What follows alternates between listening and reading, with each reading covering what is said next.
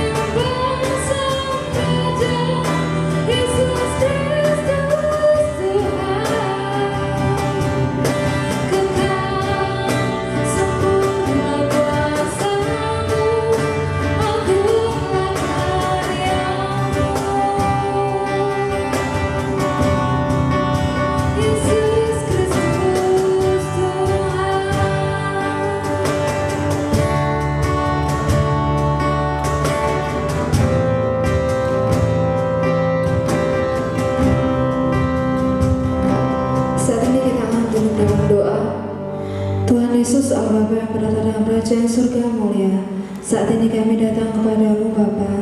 Pada malam hari ini Bapa, kami datang kepada Engkau. Kami mengucap syukur untuk kasih setia-Mu, untuk kasih anugerah-Mu Bapa. Kami boleh dipertemukan Bapa, meskipun secara daring Bapa. Kami mau bersama-sama menyatukan hati kami untuk memuji muliakan nama-Mu saja. Saat ini Bapa, kami datang kepada Engkau. Kami mohon ampun atas segala kesalahan dan dosa Bapa yang kami perbuat, baik yang kami sengaja maupun tidak Bapa. Engkau yang sucikan, Kau yang kuduskan kami semua sehingga kami layak datang kepada-Mu Bapa. Saat ini Bapa, kami menyerahkan seluruh acara ini Bapa, seluruh ibadah ini dari awal pertengahan ke akhirnya. Biarlah Engkau saja yang beracara Bapa. Biarlah Roh Kudus-Mu yang turun atas kami semua Bapa, dimanapun kami berada Bapa, di rumah maupun dimanapun Bapa. Kami mau sujud menyembah di hadapan-Mu saja Bapa. Terima kasih Bapa, kami sudah berdoa dan syukur. Haleluya puji Tuhan. Amin. Saya berharap teman-teman di rumah tetap bersukacita sekalipun kita hanya bertemu secara daring, tapi kita mau menyatukan hati kita di dalam Tuhan. Kita mau naikkan satu pujian sukacita. Dia mati bagiku, Dia bangkit bagiku. Kita mau naikkan pujian ini dengan bertepuk tangan. Dia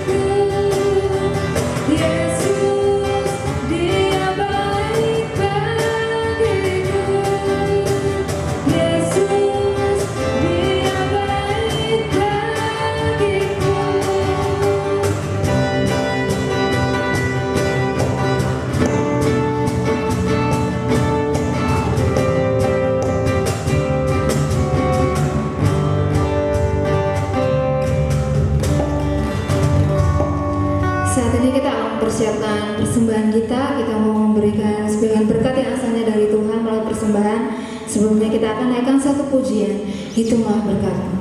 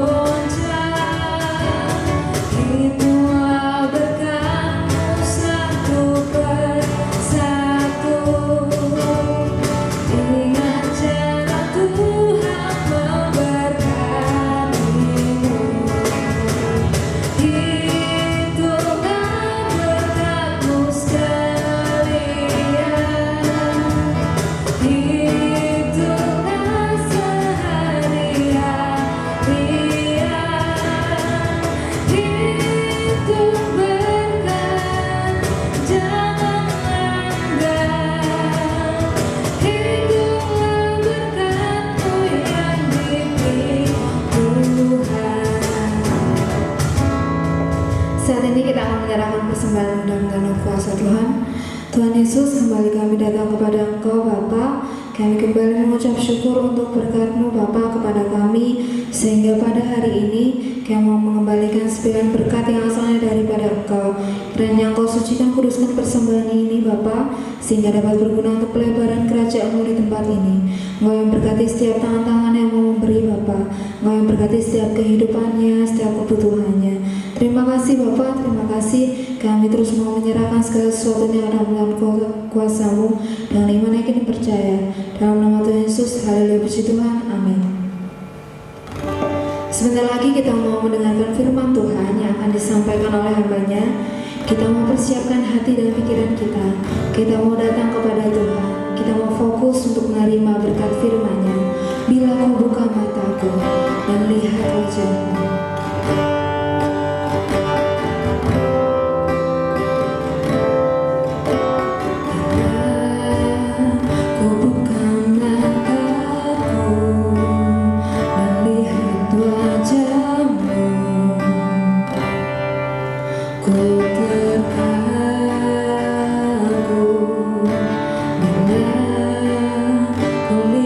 Hidupku, menggerakkan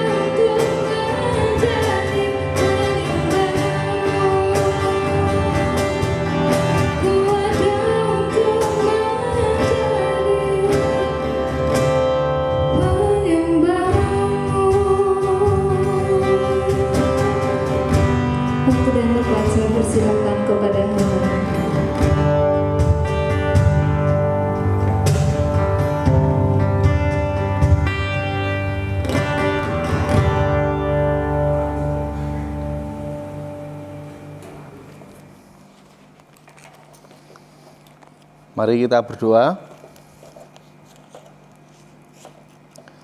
Bapa dalam surga yang mulia, Bapa yang baik dan penuh kasih, Allah yang penuh rahmat, Allah yang kami sembah, kami tinggikan di dalam nama Yesus Kristus, Tuhan dan Juru Selamat kami. Pada saat ini kami mengucap syukur, kami boleh bersama-sama memuji memuliakan nama-Mu, kami boleh menyembah dan mengagungkan Engkau. Dan saat ini kami datang kembali, kami mohon ampun untuk segala dosa dan pelanggaran kami. Kiranya Engkau menyucikan melayakkan kami, sehingga kami berkenan di hadapan-Mu Tuhan. Dan saat ini kami mau bersama-sama belajar akan kebenaran firman Tuhan. Biarlah Engkau menjamah mengurapi kami semuanya, baik kami yang di sini dan juga yang ada di rumah. Biarlah kami boleh duduk diam mendengarkan suara-Mu. Kami boleh dijamah, diurapi, dikuasai dengan Roh Kudus, sehingga mata hati pikiran kami tertuju kepada kebenaran firman-Mu. Kami boleh dengan antusias untuk mendengarkan firman Tuhan yang akan membentuk kami, menguatkan iman kami, dan juga hamba-Mu yang penuh dengan kekurangan dan tidak ada apa-apanya ini diberikan hikmat marifat daripada Tuhan, diberikan urapan dan kuasa Roh Kudus untuk menolong hamba sehingga dapat menjabarkan firman-Mu, dimengerti, dipahami oleh kaum muda dengan bahasa yang mudah dimengerti. Kiranya Tuhan memberkati, bila juga setiap kata-kata yang keluar dari lidah mulut bibir hamba hanya daripada Tuhan untuk menjadi berkat buat kami semuanya. Terima kasih Tuhan, kami serahkan waktu kami belajar firman Tuhan ke dalam tangan kuasa-Mu di dalam nama Tuhan Yesus. Haleluya. Amin. Salam semuanya, baik pemuda, kaum muda dimanapun berada, baik PKMB maupun PMBI. Saat ini bersama-sama kita akan belajar akan firman Tuhan, di mana kita tahu bahwa saat ini adalah saat-saat kita memperingati Paskah.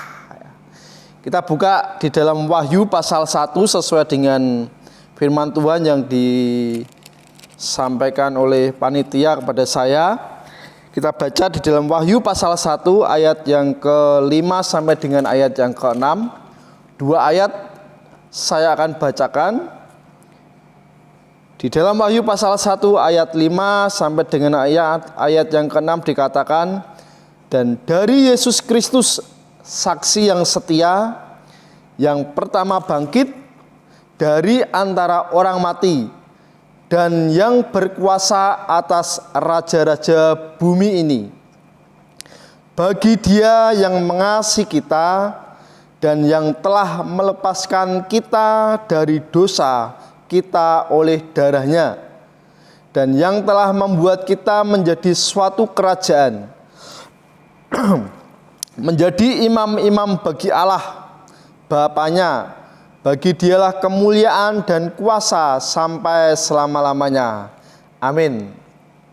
Meskipun kita bicara Paskah, namun firman Tuhan malam hari ini kita ambil dari Wahyu yang berkaitan juga dengan arti Paskah. Kalau kita saat ini bersama-sama boleh memperingati akan Paskah, Paskah kaum muda, PKMB dan PMBI. Apa tahu Paskah itu?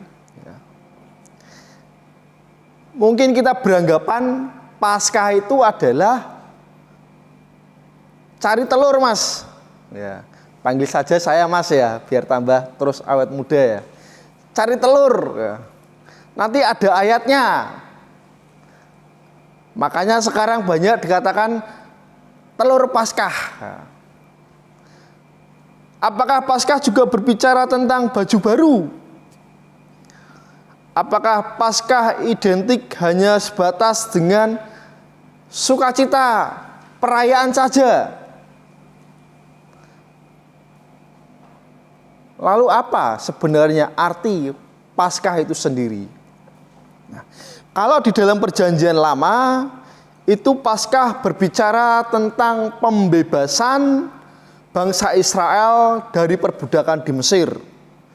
Dan itu ditandai dengan diluputkannya bangsa Israel dari tulah yang ke-10, di mana Tuhan memberikan 10 tulah kepada bangsa Mesir, dan Itulah yang ke-10 adalah di mana Tuhan memusnahkan, Tuhan membunuh anak sulung daripada orang-orang Mesir.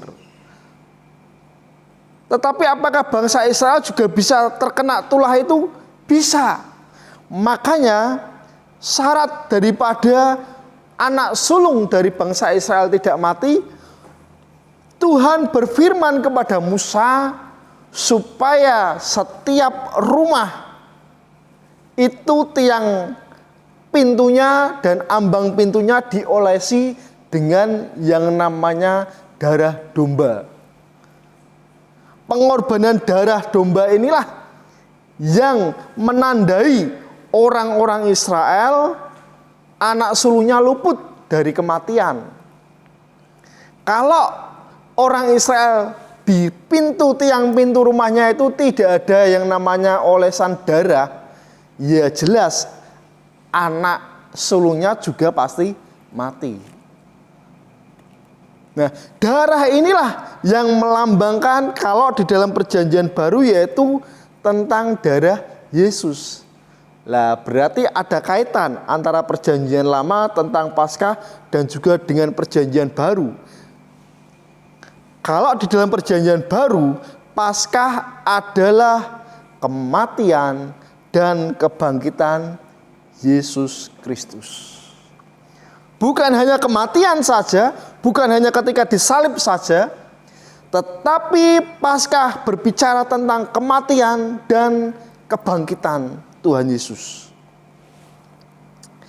Kenapa? Di dalam Paskah itulah darah Yesus dicurahkan di atas kayu salib, menjadi tanda bagi setiap orang yang menerimanya, percaya kepadanya di dalam hatinya. Yesus darahnya menyucikan sehingga dia luput, menjadi tanda bahwa dosa-dosa orang tersebut dihapuskan, disucikan. Itulah Paskah, tentang kematiannya dan juga tentang kebangkitannya. Kebangkitan Yesus menjadi pengharapan yang pasti akan keselamatan, kehidupan kekal, dan masa depan bagi yang percaya kepadanya. Itu kita buka di dalam Matius pasal 26 ayat yang ke-28. Saya akan bacakan. Matius pasal 26 ayat yang ke-28. Di situ dikatakan, Matius 26 ayat 28, sebab inilah darahku, darah perjanjian yang ditumpahkan bagi banyak orang untuk pengampunan dosa. Di dalam Markus 14 ayat 24 juga hampir sama.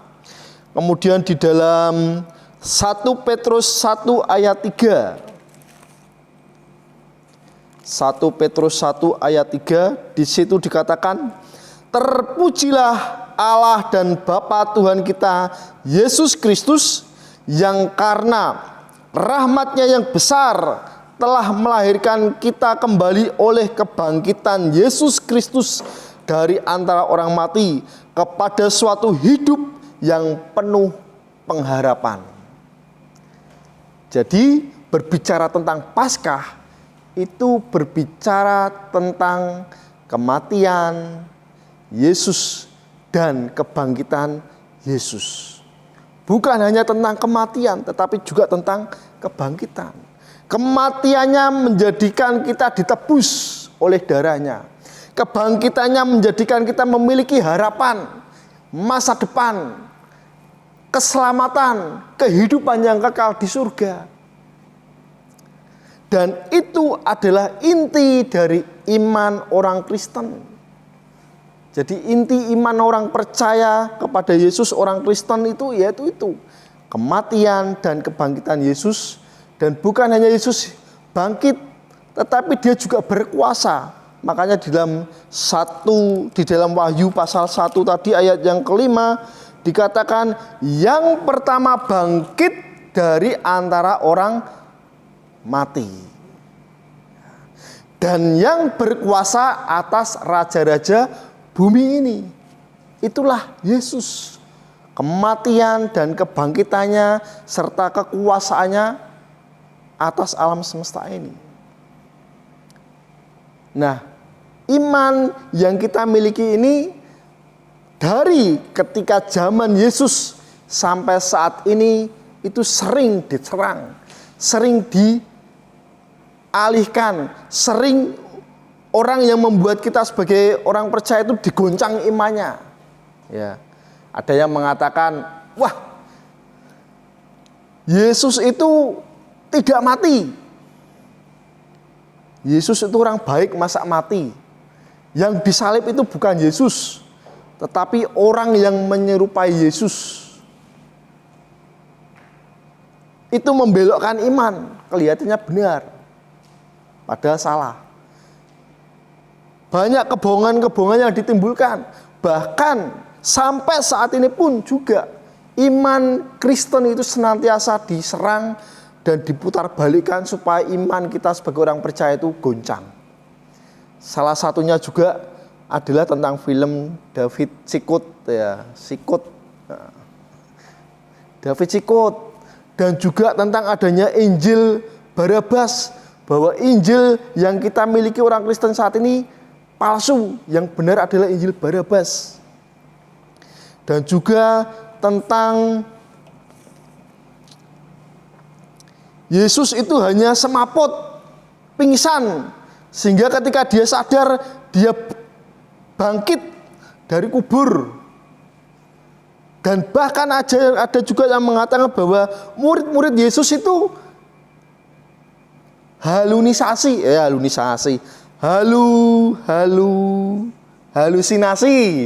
halusinasi. Dikatakan seperti itu. Dan juga ada yang beranggapan Yesus itu hanya karangan orang Romawi.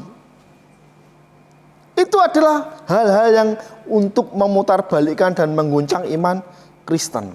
Nah, lalu yang menjadi pertanyaannya adalah, apakah Yesus benar-benar mati dan bangkit? Ini perlu kita renungkan bersama-sama dan perlu kita pelajari bersama-sama. Sehingga ketika kita menghadapi tentang ajaran-ajaran yang menyesatkan, bahkan ada tentang berita bohong, Yesus itu mayatnya dicuri, kita bisa menjawab, kita bisa mengerti dan iman kita tidak goncang. Kita tahu bahwa inti iman Kristen adalah kematian Yesus melalui salib dan kebangkitan Yesus dari antara orang mati. Keduanya adalah satu rangkaian peristiwa yang benar-benar terjadi. Yang namanya bangkit dari kematian, pasti ada yang namanya peristiwa kematian. Tapi peristiwa kebangkitan dan tetap hidup, inilah yang di bawah kolong langit ini tidak pernah terjadi selain Yesus. Ada, Mas, tetangga saya. Tetanggamu apa? Mati terus bangkit lagi, Mas. Lah sekarang masih. Terus nanti bisa mati lagi enggak? Ya pasti mati toh, Mas. Ya. Artinya apa? Dia mati suri. Bukan bangkit dari antara orang mati dan terus hidup kekal. Tetapi Yesus bangkit dari antara orang mati, dia terus hidup dan dia naik ke surga menyediakan tempat bagi kita. Jadi manusia biasa pasti mati. Kalaupun dia mati suri, dia bangkit lagi, ya ke depan dia pasti mati. Tokoh-tokoh besar agama pun semuanya mati. Tidak ada yang bangkit dari antara orang mati. Musa mati, Abraham mati, Buddha mati, Biksu Tong mati, Muhammad mati, ya. Apakah mereka bangkit? Tidak. Petrus, murid Yesus, mati. Paulus mati. Semua orang yang ada di dunia ini mati dan tidak bangkit lagi. Tetapi inilah yang menjadi pembeda. Yesus bangkit dari antara orang mati dan dia tetap hidup Dia berkuasa, dia memerintah, dia duduk di sebelah kanan Allah, dia naik ke surga dalam kondisi hidup. Itulah inti kekristenan bagi kita. Jadi pertanyaannya, kalau ditanyakan apakah Yesus benar-benar mati dan bangkit kembali? Iya, jelas. Yesus mati dan dia bangkit pada hari ketiga. Dan dia tetap hidup sampai saat ini.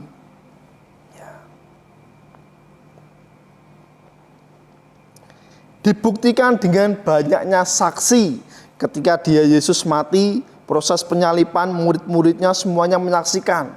Kebangkitannya, murid-muridnya menyaksikan. Tidak hanya 12 murid, 500 orang pada waktu itu menyaksikan Yesus hidup dan terangkat ke surga. Lah kan dikatakan halusinasi, Mas. Kalau halusinasi, apakah selama 40 hari Tuhan Yesus di dunia menampakkan diri kepada murid-muridnya? Murid-murid itu berarti berada dalam halusinasi 40 hari? Tidak. Mereka sadar, mereka melihat Yesus hidup. Di dalam 1 Korintus pasal 15 juga dikatakan, dan jika Yesus tidak dibangkitkan, maka sia-sialah kepercayaanmu. Kalau Yesus tidak bangkit dari antara orang mati dan tetap hidup sampai saat ini, sia-sialah kita. Percuma kita saat ini datang beribadah, ya. Saat ini berkumpul-kumpul, bersenang-senang melayani Tuhan, capek karena semuanya sia-sia. Di dalam 1 Korintus 15 bisa kita baca bersama-sama atau saya bacakan aja. 1 Korintus 15 ayat yang ke-12.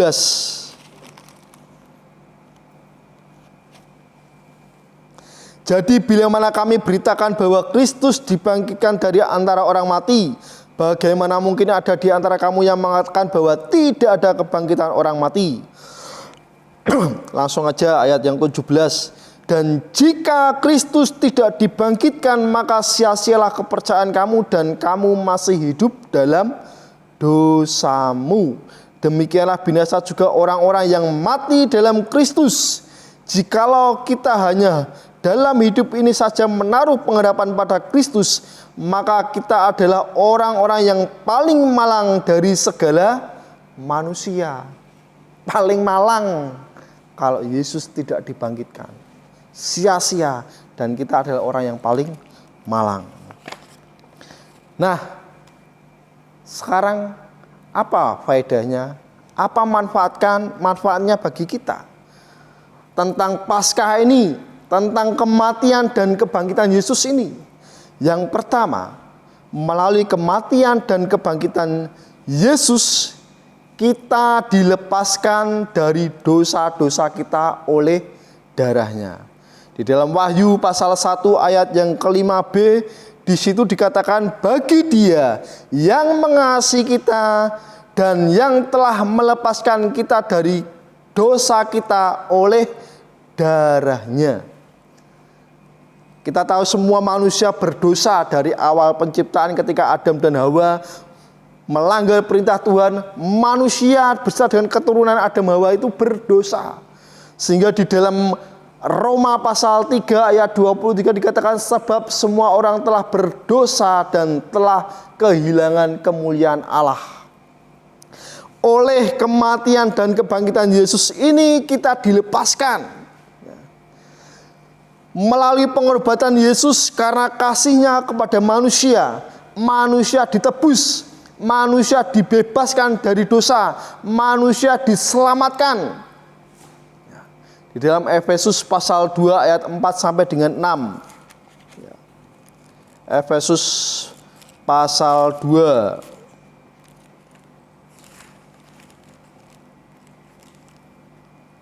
Efesus pasal 2 ayat 4 sampai 6. Tetapi Allah yang kaya dengan rahmat oleh karena kasih-Nya yang besar yang dilimpahkannya kepada kita, telah menghidupkan kita bersama-sama dengan Kristus, sekalipun kita telah mati oleh kesalahan-kesalahan kita. oleh kasih karunia kamu diselamatkan. Ya. Kemudian di dalam Roma pasal 10 ayat 9. Roma 10 ayat 9. Roma 10 ayat 9 dikatakan, sebab jika kamu mengaku dengan mulutmu bahwa Yesus adalah Tuhan dan percaya dalam hatimu bahwa Allah telah membangkitkan Dia dari antara orang mati, maka kamu akan diselamatkan. Jadi melalui kematian dan kebangkitan Yesus, itu memberikan kita pendamaian dengan Allah, memperdamaikan kita yang berdosa dengan Allah, menebus kita, membebaskan kita, menyelamatkan kita. Jadi manusia yang tadinya terpisah dengan Allah, hubungannya dipulihkan, diperdamaikan, sehingga manusia memiliki pengharapan yang pasti, masa depan yang pasti, kehidupan yang pasti, kekal, dan keselamatan yang kekal di dalam Yesus Kristus Tuhan. Itu yang pertama. Yang kedua,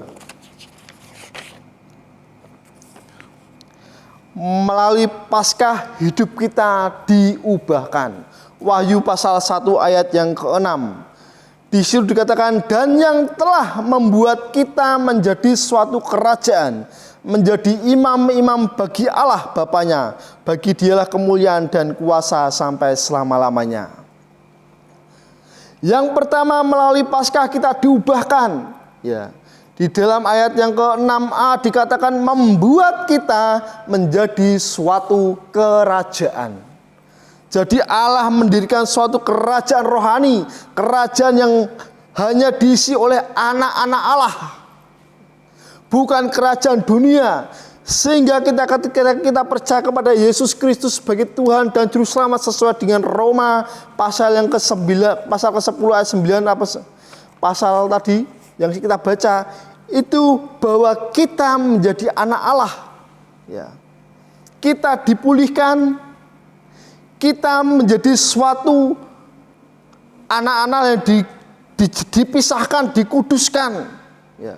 Dikuduskan dari dosa, dipisahkan menjadi suatu kumpulan. Makanya kita ke gereja ini disebut orang-orang pilihan Tuhan, orang-orang percaya yang sudah dipisahkan, dikuduskan di dalam kerajaan Allah. Ya. Jadi di dalam kehidupan kita, manusia yang tadinya berdosa, manusia yang tadinya kotor, tidak layak, manusia yang adalah budak dosa, karena kematian dan kebangkitan Yesus, kita dilayakkan, kita disucikan, dijadikan hamba Tuhan, dikumpulkan, dijadikan satu dalam suatu kerajaan Allah untuk menjadi anak-anak Allah. Berarti di dalam itu ada perubahan hidup, ada perubahan status dari budak dosa menjadi hamba Allah. Jadi orang dunia yang penuh kotor menjadi anak-anak Allah. Ini perubahan status. Tetapi perubahan itu bukan hanya sebatas itu. Perubahan rohani juga diinginkan oleh Tuhan. Keadaan manusia yang diubahkan menjadi manusia baru di dalam Yesus, sama seperti ketika Yesus mati dan Yesus bangkit. Orang percaya pun juga demikian, dia harus mati dagingnya secara kedagingannya, menanggalkan manusia lama dan bangkit mengenakan manusia baru. Itulah perubahan, bukan reformasi tetapi transformasi. Kalau kita ingat yang masih kecil-kecil, ya, yang usia sekarang sesaya ya, dulu yang ada namanya film Satria Baja Hitam, ya, dia manusia biasa, tetapi ketika dia mau melawan kejahatan, dia berubah, ya. Berubahnya bukan yang, tapi berubah benar-benar menjadi seorang yang kuat, seorang yang hebat, seorang yang ditembak sama peluru mungkin mental ya, sing bengkok pelurune, dikeprok sama bedil ya bedilnya sing bengkok. Ada perubahan total, bukan lagi dia sebagai manusia, tetapi sebagai seorang satria. Demikian juga dengan orang percaya, bahwa ketika kita percaya, kita pun mati menanggalkan manusia dan hidup mengenakan manusia baru. Berubah sifat kita, karakter kita, hidup kita. Ada suatu perubahan yang total. Yesus bangkit, kita pun sama, menanggalkan manusia lama, kedagingan, mengenakan manusia baru di dalam Yesus Kristus. Itu yang pertama tentang perubahan hidup. Yang kedua, di dalam Wahyu pasal 5b disitu katakan menjadikan kita imam-imam bagi Allah. Artinya apa? Kita yang dulu manusia berdosa dilayakkan. Ya. Kita bukan hanya diubah secara hidup kita dipulihkan, tetapi kita dijadikan sebagai imam. Apa toh imam itu? Imam itu pelayan Tuhan. Imam itu pada waktu perjanjian lama yaitu pengantara doa umat Israel kepada Tuhan. Itulah imam. Kalau sekarang imam itu adalah para pelayan-pelayan Tuhan. Kita dulu yang berdosa dipulihkan, disucikan, dan dijadikan anak Allah, juga diminta oleh Tuhan untuk menjadi pelayannya, melayani Tuhan yang sudah menebus kita, yang sudah mengasihi kita. Untuk memuliakan Tuhan dan melayani Tuhan. Melalui apa? Melalui kehidupan kita yang berkenan. Itulah pelayanan kita juga. Melalui kehidupan yang menyenangkan hati Tuhan. Melalui kehidupan yang menjadi saksi untuk memuliakan nama Tuhan. Kehidupan yang mengasihi satu dengan yang lain. Kehidupan yang memancarkan terang kasih Kristus. Itulah menjadi imam bagi Allah.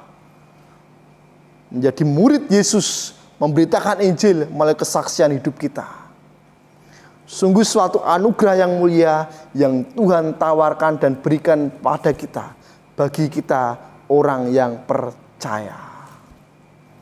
Itulah makna Paskah bagi kita sebagai orang percaya, yaitu bahwa kita diperdamaikan dengan Allah, kemudian kita hidup diubahkan menjadi anak yang tadinya hamba dosa menjadi hamba Allah. Kita ada perubahan hidup dan juga kita menjadi imam bagi Bapa kita. Pada kesimpulannya, Paskah adalah pengorbanan Yesus karena kasih-Nya kepada manusia yang berdosa. Sehingga melalui pengorbanan Yesus, manusia ditebus. Yesus yang adalah Tuhan berkorban, dicambuk, disiksa, disalib, mati tergantung di kayu salib. Namun Yesus tidak mati untuk selamanya. Dia bangkit, dia hidup kembali untuk selamanya. Dia berkuasa. Melalui kematian dan kebangkitannya, manusia ditebus, diperdamaikan dengan Allah, diubahkan, bahkan diangkat menjadi anak-anak Allah untuk melayani Dia. Ini adalah suatu tawaran dan janji bagi saudara saat ini. Apa yang kalian alami saat ini? Kepahitan akan orang tua, kepahitan akan teman, kepahitan akan saudara. Kondisi apa yang Anda alami saat ini? Apakah keluarga Anda amburadul? Orang tua tidak memperhatikan kalian? Atau Anda hidup di dalam dosa, baik melalui perkataan-perkataan yang kotor, melalui kecanduan, melalui narkotik, ataupun perokok, minum-minuman keras, perzinahan, bahkan seks bebas. Kalau Anda dalam kehidupan saat ini, apapun yang kalian alami saat ini, Tuhan Yesus siap menerima kalian. Datanglah pada Yesus. Dia mengasihi kalian. Dia menunggu kalian. Datanglah, minta ampun dengan mengakui segala dosa-dosa kalian. Bertobatlah, berbaliklah dari jalan-jalan yang jahat, dan terimalah Dia, Yesus, sebagai Tuhan dan Juru Selamat Anda secara pribadi. Tuhan Yesus akan mengampunimu. Tuhan Yesus akan memulihkanmu. Tuhan Yesus akan menyelamatkan hidup. Tuhan Yesus akan memperdamaikan saudara dengan Allah. Tuhan Yesus akan mengubah hidup saudara dan menjadikan kalian sebagai anak-anak Allah, bahkan diberi kasih karunia untuk melayani dan memuliakan Dia. Akan memakai saudara untuk menyatakan cinta kasih Allah kepada banyak orang, bisa menjadi saksi bagi Kristus, dan memberi saudara pengharapan yang pasti akan masa depan, akan keselamatan, dan akan kehidupan kekal di surga. Inilah jaminan bagi kita semua. Datanglah, terimalah Yesus, bertobatlah, dan jadikan Dia Raja yang berkuasa, memerintah atas hidup. Maka hidup akan diubahkan dan menjadi berkat yang luar biasa bagi kemuliaan nama Tuhan. Amin. Mari kita berdoa. Bapa dalam surga yang mulia, kami ucap syukur untuk firman-Mu pada malam hari yang boleh kami dengar, yang boleh kami lihat, dan boleh kami terima, kami mengerti, pahami. Sungguh besar anugerah-Mu bagi kami, sungguh besar pengorbanan-Mu bagi kami. Engkau Tuhan yang mengasihi kami, sehingga melalui pengorbanan Yesus Kristus di kayu salib menebus kami, memulihkan hubungan kami, dan melalui kebangkitan Yesus memberikan kami suatu pengharapan dan masa depan, bahkan keselamatan dan kehidupan kekal dalam surga. Biarlah kami sebagai anak-Mu, kondisi kami saat ini apapun, kami mau datang kepada-Mu, kami mau menyerahkan hidup kami kepada-Mu, kami mau dipulihkan, dan kami mau segala kesalahan kami. Jamah kami, ubahkan kami, dan pakai kami menjadi alat. Perbarui hidup kami, dan bila kami terus mau menyerahkan hidup kami sebagai anak-anak muda yang mau dibentuk di dalam Yesus Kristus, sehingga hidup kami boleh menjadi sesuai yang Kau kehendaki, yaitu untuk memuliakan Tuhan.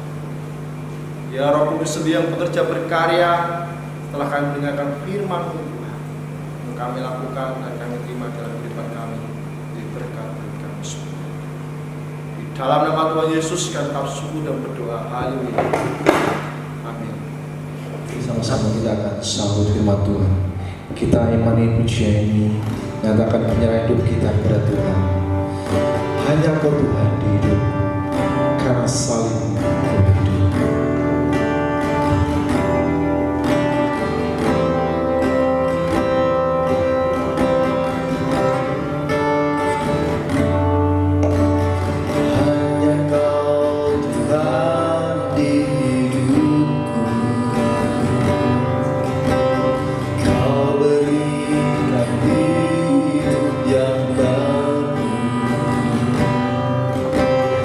Dalam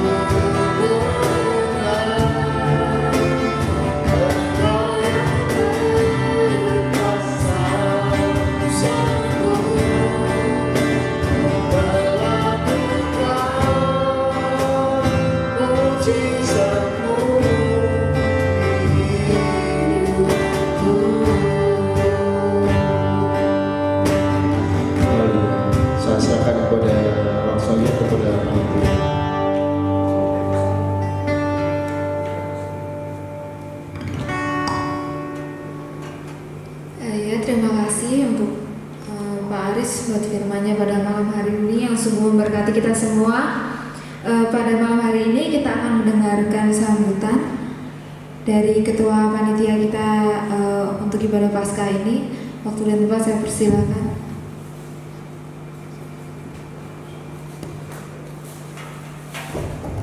Shalom teman-teman, shalom buat kalian dimanapun kalian berada, walaupun kalian di rumah, tetap merasa terberkati ya oleh acara pada malam hari ini. Terutama juga saya mengucapkan terima kasih kepada Bapak Pendeta, Gembala kita, Bapak Joshua Nugroho yang telah mendukung acara kita sampai saat ini kita bisa berjalan dengan baik. Juga kepada seluruh jajaran para diakon yang membantu kita, juga mensupport kita dari belakang untuk kita bisa mengadakan acara Paskah pada malam hari ini.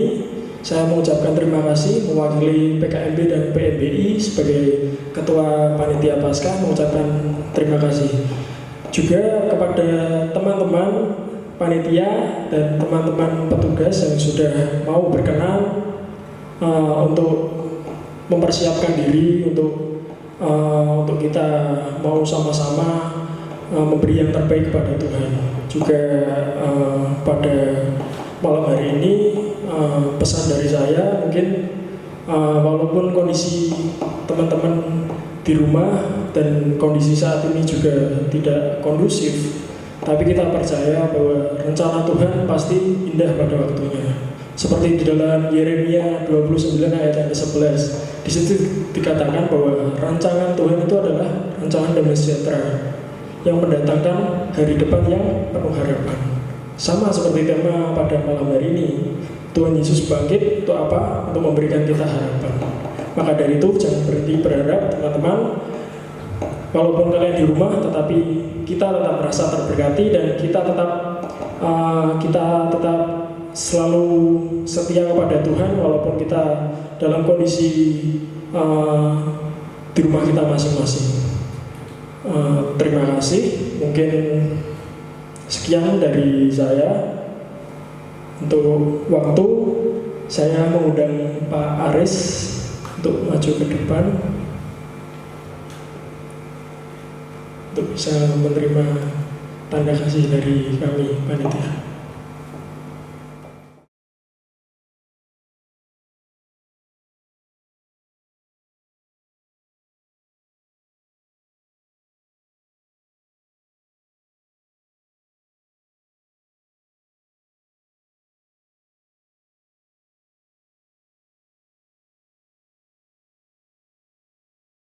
Ya, terima kasih buat sekalian nih teman-teman panitia, juga petugas, terkhusus juga Pak Aris. Terima kasih Pak Ari juga sebagai pembina kami yang terus mensupport kami dari dahulu hingga sekarang sampai acara ini juga berlangsung dengan baik dan lancar. Terima kasih Pak. Dan teman-teman tetap keep tune in streaming online kita ya. Tunggu kita nanti di YouTube dan di rumah kalian masing-masing. Oke. Ya, pada malam hari ini kita mau tutup ibadah Paskah kita. Kita mau tutup dalam doa, kita mau bersatu dalam doa. Biarlah pimpinan penyertaan Tuhan selalu nyata untuk kita dimanapun kita berada, apapun aktivitas kita. Saya memohon dengan kasih Pak Ari boleh pimpin dalam doa.